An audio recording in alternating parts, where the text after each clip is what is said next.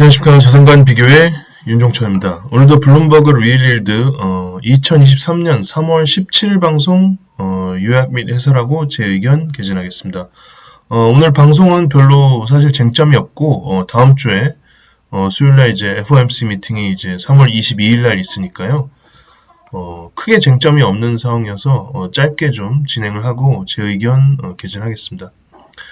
미국의 이제 금융 환경 관련한 이제 블룸버그 인덱스를 보면 굉장히 안 좋아졌다가 연초에 많이 좋아졌다가요. 이제 은행 위기가 생기면서 거의 뭐 작년 10월 수준까지 이제 금융 환경 지수가 안 좋아졌다가 지금 조금 회복하는 그런 찰나로 보입니다. 그리고 이제 2년물 금리인데요. 2년물 금리가 이제 올해 연속해서 그 뜨거운 고용 상황, 그 다음에 CPI, PCE 이런 데이터가 나오기 전 수준으로 지금 2년물 금리가 떨어진 걸 확인할 수 있고요. 그 다음에 이제 미국의 그 고위험 회사채들 그 스프레드를 보면 이제 이 위에 있는 게 트리플 C고요. 트리플 C 보면은 스프레드가 굉장히 많이 올라갈 수 있는 걸 보시죠. 그래서 10% 이상 가상금리가 이제 지금 현재 올라가 있는 거고, 그리고 싱글 B 이렇게 돼 있죠. 싱글 B 스프레드가 한 5%가 넘어갔죠. 그래도 이제 더블 B 고위험 회사채의 최상단 등급은 아직도 4% 미만을 유지하는 걸 알 수 있습니다.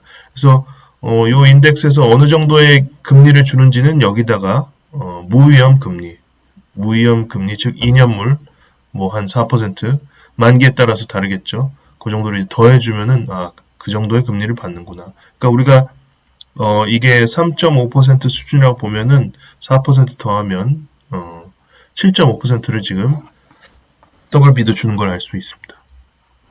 그 다음에 이제 은행 채권들의 그 이자율이 많이 올라갔죠. 채권 가격이 많이 떨어지면서. 그래서 스프레드를 보면은 이만큼 0.35까지 지금 올라가 있고요. 그 다음에 이제 IG 투자 적격 등급의 지금 금리를 보면은 5.5% 미달하는데 6%하고 5.5% 사이를 준다는 거죠. 은행채가. 그래서 yield to worst 하면 yield to call하고 같은 의미고요. 그렇게 보시면 되겠습니다. 오늘 이제 출연진 말씀드리겠습니다. 토니 로드리게스, 누빈의 채권 전략의 수장이시고, 서바드라는 소시에테 제너럴의 미국 금리 관련 전략의 헤드입니다. 그 다음에 마이클 콘토폴로스는 리차드 버스타인 어드바이저즈의 채권의 수장이십니다.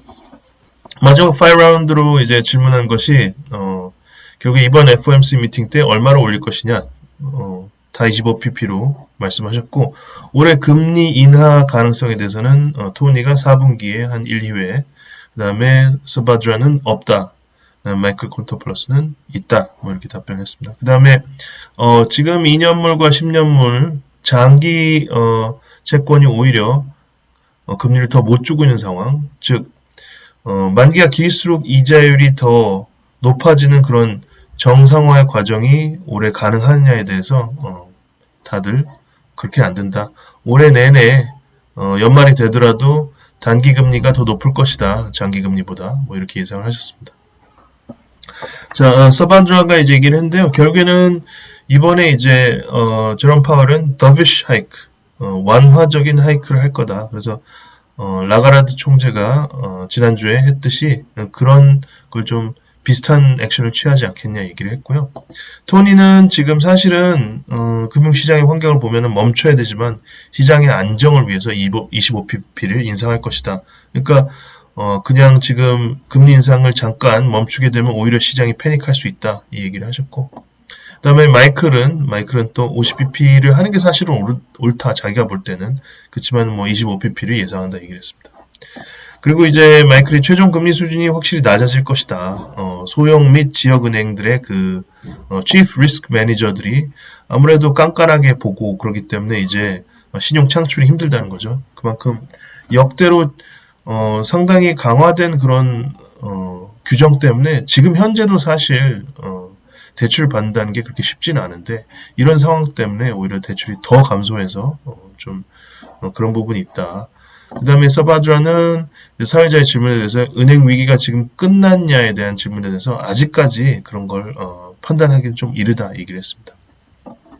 자, 금리가 굉장히 많이 급변동하고 있습니다. 그래서 뭐 30bp, 20bp, 뭐 일주일에 60bp는 쉽게 움직이고 이런 상황에 그런 굉장히 고통스러운 환경인데요. 이런 환경에 대해서 질의를 하니까 이제 토니가 결국에는 연말에 한두 차례 금리 인하가 가능하다. 뭐 이 얘기를 해주셨고, 그 다음에 마이클은 이런 변동성이 좀 심한 거는 사실은 위기의 초기에 가장 좀 크다.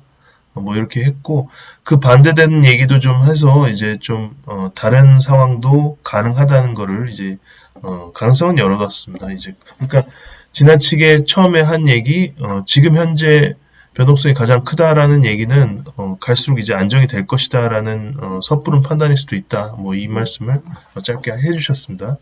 그 다음에 발행 시장을 보면은 일주일간 거의 사실상 중단이 된 상태였습니다. 그래서 Federal Home Loan Bank에서는 그 대신 88빌리언 US 달러를 성공리에 조달했고, 요게 이제 시장에서는 긍정적으로 받아들일 수가 있는 거죠. 중소은행과 작은 모기지를 실행하고 하는 그런 은행들 입장.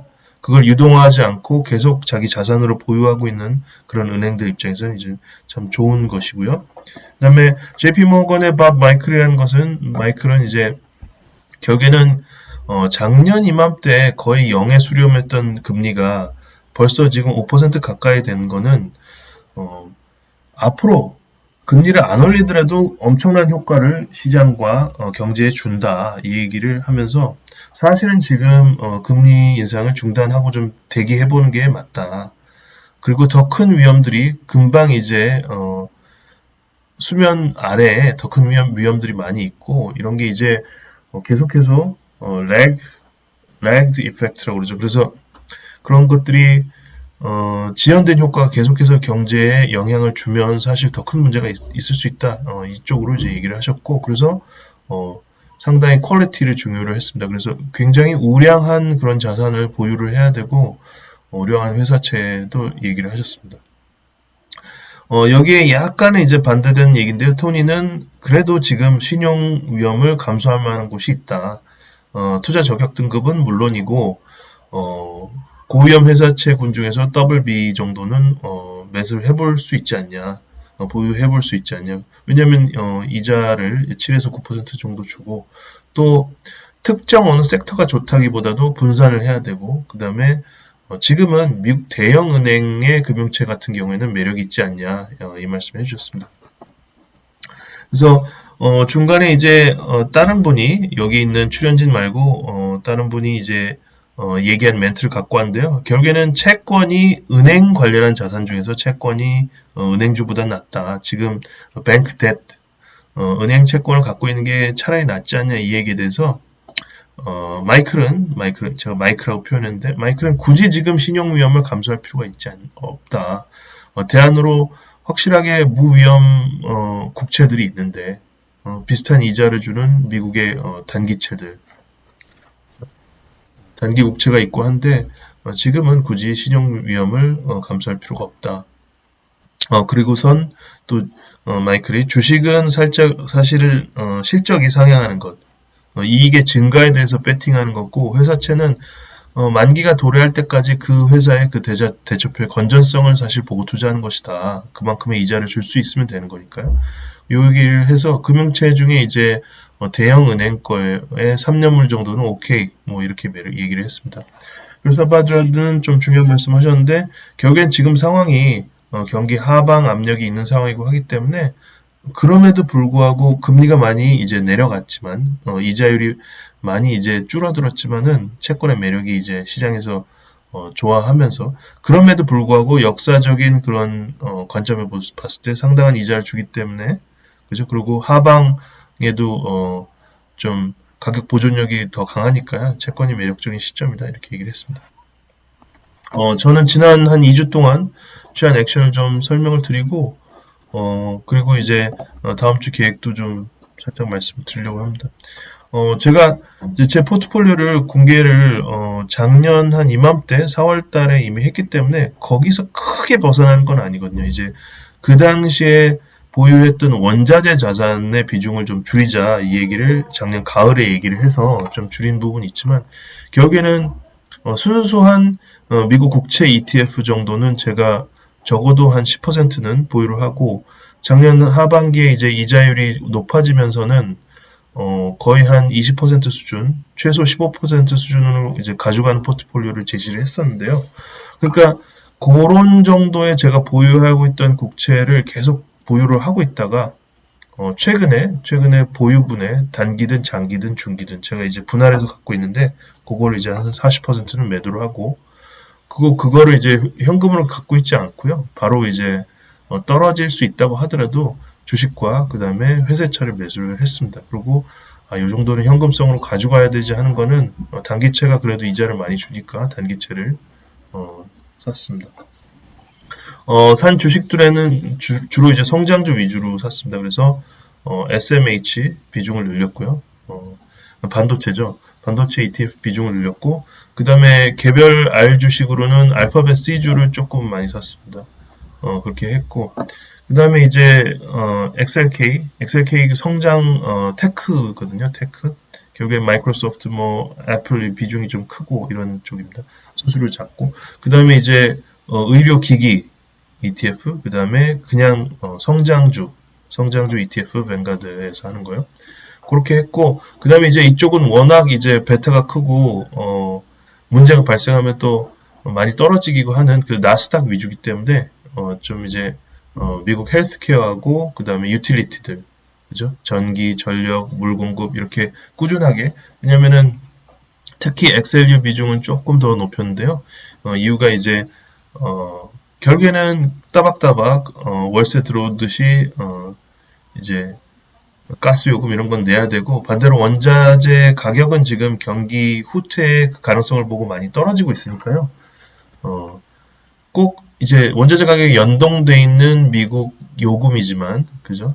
요금이지만 그래도 나쁠 건 없는 거죠.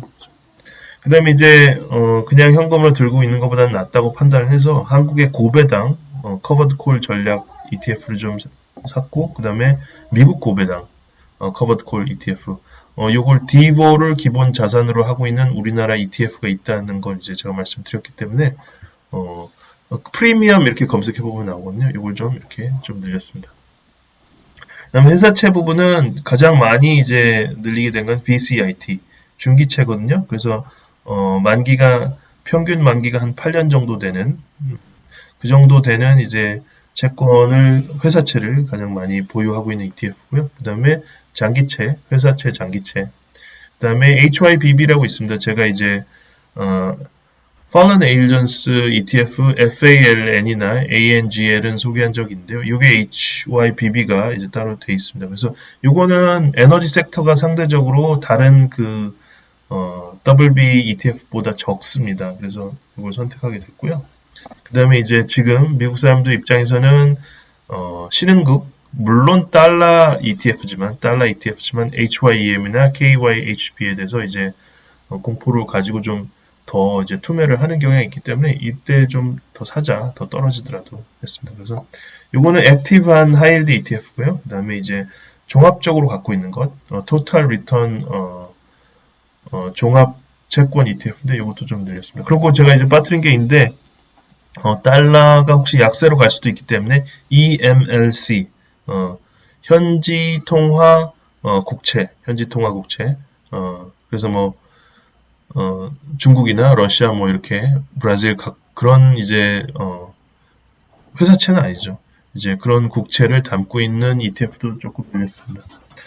차주 계획에 대해서는 시장이 만약에 계속 공포를 느끼고 더 나락으로 떨어진다고 하면은 갖고 있는 국채를 이제 차익 실현을 슬슬 조금씩 하면서 그 다음에 이제 지금 이런 것들은 더 떨어지겠죠. 제가 이제 너무 일찍 사서 만약에 이제 시장의 공포를 더 느낀다면 그때는 이제 약간씩 물타기를 하면서 약간 더 비중을 더 늘려갈 생각입니다. 시장이 안정을 하게 되면은 너무 안정해서 가격이 많이 올라가면 뭐 주식을 좀 팔 수도 있겠지만은 계속 그냥 홀드 전략을 하면서 다시 이제 장기 채권, 그죠? 이미 많이 올라간 장기 채권 가격이 좀 다시 회사채든 국채든 다시 재매수할 기회를 노릴 겁니다. 요건 이제 한국의 채권도 마찬가지고요. 이렇게 생각을 합니다.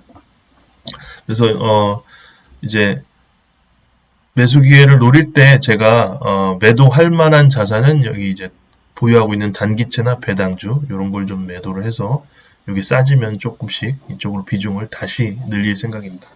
아무튼 이상으로 방송 마치겠습니다. 감사합니다.